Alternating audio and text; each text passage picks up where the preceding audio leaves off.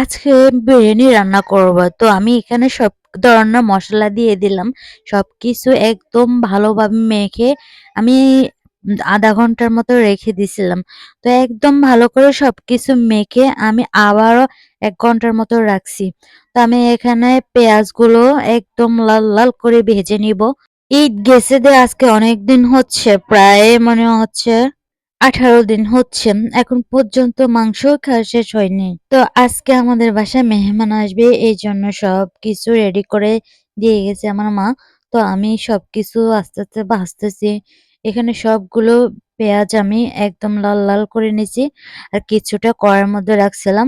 তারপরে আমি মাংসগুলো ঢেলে দিয়ে একদম ১০ মিনিটের মতন নেড়ে-চেড়ে ভালোভাবে কষিয়ে এখানে ৩ কেজি নাকি ৩.৫ কেজির মতো মাংস আছে। আমি সঠিকভাবে জানি না।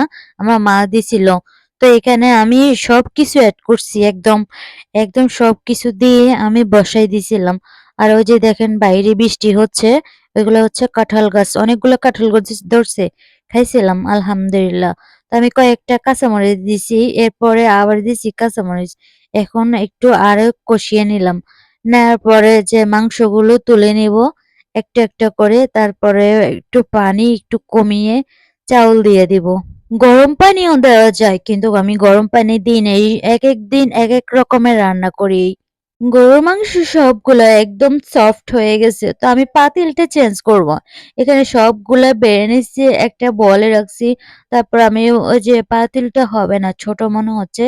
তো আমি পাতিলটা চেঞ্জ করছি। তো আর এখানে একটু লবণ দিয়ে দিলাম। তারপরে সবকিছু দিয়ে মাংস দিছিলাম। তারপরে যে চাউল দিছি। তারপরে আমি ০.৫ ঘন্টার মতো রেখে দিছি। নিচে একটা যে রুটি খোলার দেয় ওই তাপার উপরে দিছিলাম। তাপার উপর দিলে অনেক ভালো হয়। তো আমি এখানে ভালো মতন নেড়ে দিচ্ছি। বারবার উলট-পালট করে দিচ্ছি। কারণ অনেক চাউল সিদ্ধ হয় না।